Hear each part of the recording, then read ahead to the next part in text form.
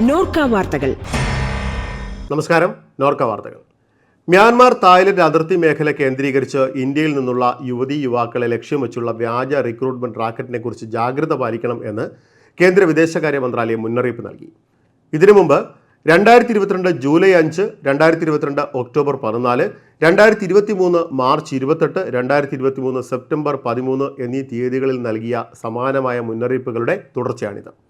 Myanmar Thailand അതിർത്തിയിലെ മ്യാവടി മേഖലയിൽ സജീവമായ അന്താരാഷ്ട്ര ക്രൈം സിൻഡിക്കേറ്റുകൾ വ്യാജ റിക്രൂട്ട്മെന്റ് വാഗ്ദാനങ്ങൾ നൽകി ഇന്ത്യൻ പൗരന്മാരെ ഇരകളാക്കുന്ന സംഭവങ്ങൾ തുടർച്ചയായി റിപ്പോർട്ട് ചെയ്യപ്പെടുന്ന സാഹചര്യത്തിലാണ് നിർദ്ദേശം.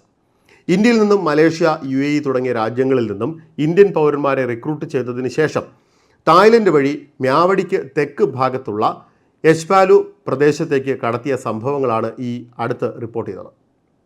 ഈ രാജ്യങ്ങളിലേക്ക് തൊഴിൽ കുടിയേറ്റത്തിന് ശ്രമിക്കുന്നവർ ബന്ധപ്പെട്ട ഇന്ത്യൻ എംബസികളുടെ റിക്രൂട്ട്മെൻറ്റിൻ്റെ ആധികാരികത ഉറപ്പാക്കേണ്ടതാണ്.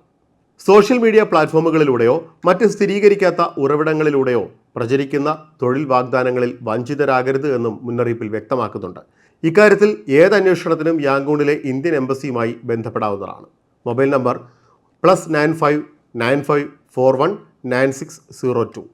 ഈ നമ്പറിൽ വാട്സാപ്പ്, വൈബർ, സിഗ്നൽ എന്നിവ വഴിയും ബന്ധപ്പെടാവുന്നതാണ്.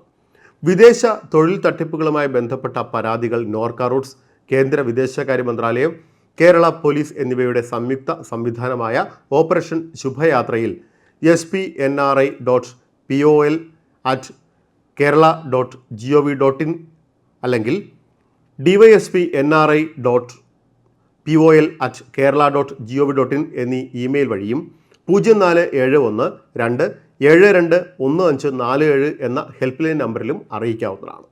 നോർക്ക വാർത്തകൾ സമാപിക്കുന്നു. നമസ്കാരം.